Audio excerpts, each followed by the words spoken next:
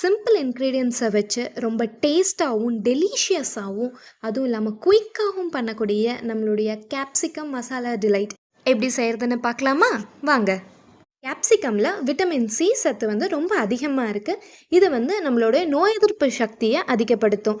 நாம் இப்போது 2 கேப்சிகம் எடுத்துக்கலாம். அதை இந்த மாதிரி நீள் வாக்கில் மெல்லிஸாக சின்ன சின்ன பீசஸாக நம்ம கட் பண்ணிக்கலாம். இந்த மாதிரி ஃபுல்லாக கட் பண்ணதுக்கு அப்புறமேட்டுக்கா ஒரு பெரிய வெங்காயம் எடுத்து அதையும் நீள் வாக்கில் சின்ன சின்ன சின்ன பீசஸாக கட் பண்ணிக்கலாம். என்கிட்ட மீடியம் சைஸ் ஆனியன் தான் இருக்குது, அதனால் நான் அதை எடுத்துக்கிறேன். ஒரு 2-3. சப்போஸ் நீங்கள் பெரிய வெங்காயமாக இருந்துச்சுன்னா ஒரு வெங்காயம் போதுமானது. இந்த மாதிரி கட் பண்ணதுக்கு அப்புறமேட்டுக்கா 3 பச்சை மிளகா அதை சின்ன சின்ன பீசஸாக இந்த மாதிரி கட் பண்ணி எடுத்துக்கோங்க. நெக்ஸ்ட்டு ஒரு ஸ்மால் பேனில் ஒரு 1/4 கப் நிலக்கடலையை நம்ம ட்ரை ரோஸ்ட் பண்ணி எடுத்துக்க போகிறோம். ஒரு மீடியம் ஃப்ளேமில் வச்சு இதை நல்லா ட்ரை ரோஸ்ட் பண்ணி எடுத்துக்கோங்க. ஏன்னா இதை நம்ம அரைக்க போகிறோம். ஸோ அதனால் நம்ம இதை ட்ரை ரோஸ்ட் பண்ணுறோம். இந்த அளவுக்கு நல்லா கலர் மாறினதுக்கு அப்புறமேட்டுக்கா இதை நல்லா ஆற வச்சுக்கோங்க. இது நல்லா ஆறினதும் மிக்ஸி ஜாரில் சேர்த்து நல்லா கொரகொரப்பாக இந்த அளவுக்கு அரைச்சி எடுத்துக்கோங்க. இதுக்கப்புறம் நெக்ஸ்ட் ஒரு பவுல் எடுத்துகிட்டு இப்போ நம்ம ரெடி பண்ண எல்லா இன்க்ரீடியன்ஸையும் அதில் போட்டுடலாம். அது கூட 1 ஸ்பூன் மிளகாய்த்தூள், ஒரு 1/2 ஸ்பூன் கரம் மசாலா சேர்த்துக்கணும். இதுலேருந்து வெங்காயம், குடைமிளகாய், பச்சை மிளகாய், நம்ம கொரகொரப்பாக அரைச்ச நிலக்கடலை எல்லாமே உள்ளே போட்டிருக்கேன்.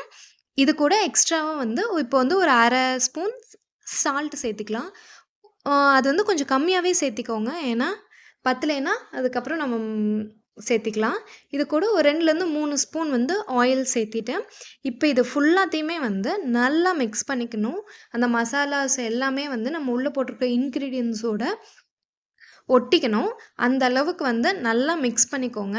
கேப்சிகம் நம்மளுடைய செரிமானத்திற்கும் நம்மளுடைய ஸ்கின்னுக்கும் நம்மளுடைய கண்ணுக்குமே ரொம்ப நல்லது. இப்போது இந்த அளவுக்கு நல்லா மிக்ஸ் பண்ணி எடுத்துக்கோங்க. மிக்ஸ் பண்ணதுக்கப்புறமேட்டுக்கா கேஸ் ஆன் பண்ணிவிட்டு அதில் ஒரு பேன் வச்சுட்டு ஆயில் ஊற்றிக்கோங்க. ஒரு 2 to 3 டேபிள் ஸ்பூன் ஊற்றிக்கோங்க. ஆயில் நல்லா சூடானதுக்கப்புறம் ஒரு 3/4 ஸ்பூன் ஜீரகம் சேர்த்து அந்த ஜீரகம் ஆயிலில் நல்லா பொரிஞ்சதும் ஒரு 5 பல் பூண்டு ரொம்ப சின்ன சின்னதாக நான் நறுக்கி வச்சுருக்கேன். அதையும் இது கூட சேர்த்திக்கிறேன். அந்த பூண்டு அந்த ஆயிலில் நல்லா ஃப்ரை ஆகி அதனுடைய கலர் கொஞ்சம் சேஞ்ச் ஆகணும். அது வரைக்கும் பூண்டை நல்லா இதில் ஃப்ரை பண்ணிக்கோ. இந்த டைமில் கேஸ் ஸ்லோவிலேருந்து மீடியம் ஃப்ளேமுக்குள்ளே வச்சுக்கோங்க. இப்போ பூண்டு இந்த அளவுக்கு நல்லா வதங்கினதும் நம்ம ஆல்ரெடி மிக்ஸ் பண்ணி வச்சுருக்கோம் இல்லையா, அதை இது கூட சேர்த்திடணும். மிக்ஸ் பண்ண எல்லாத்தையுமே பேனில் சேர்த்ததுக்கப்புறம் அது எல்லாத்தையும் நல்லா ஒன்று சேர கலந்து விட்டுக்கோங்க.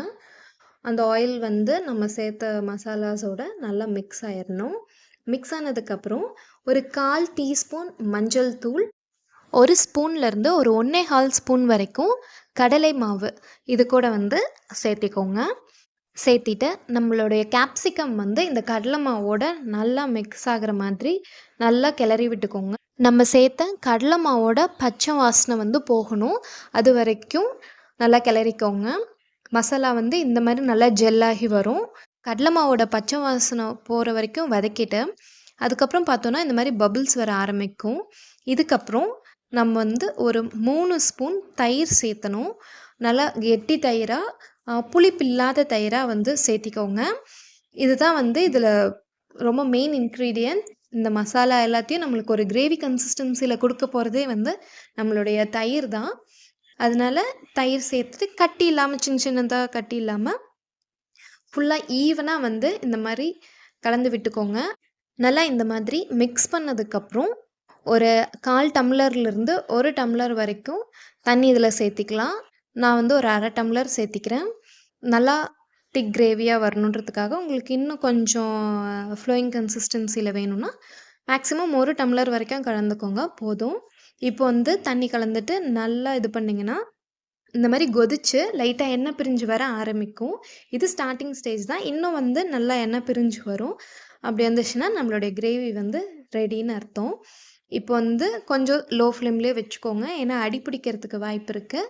மசாலா நல்லா இந்த அளவுக்கு கொதிச்சு வந்ததுக்கப்புறம் ஒரு 1/4 டீஸ்பூன் சாட் மசாலா சேர்த்திக்கோங்க. இது ஆப்ஷனல் தான்.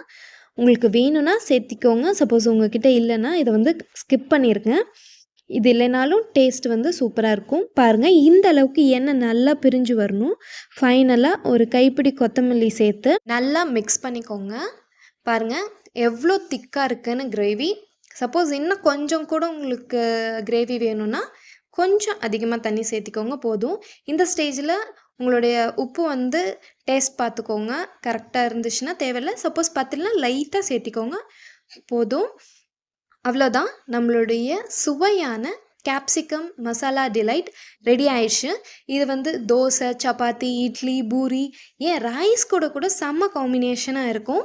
கண்டிப்பாக ட்ரை பண்ணுங்கள். நாங்கள் இதை இன்றைக்கி சப்பாத்தி கூட தான் வந்து ட்ரை பண்ணியிருக்கோம். செம்மையாக இருந்துச்சு. நீங்களும் ட்ரை பண்ணி பார்த்துட்டு எப்படி இருந்துச்சுன்னு கமெண்ட்டில் சொல்லுங்கள். இந்த மாதிரி வேறு ஏதாவது குக்கிங் ரெசிபீஸ் வேணும்னாலும் அதையும் கமெண்ட்டில் சொல்லுங்கள். பை.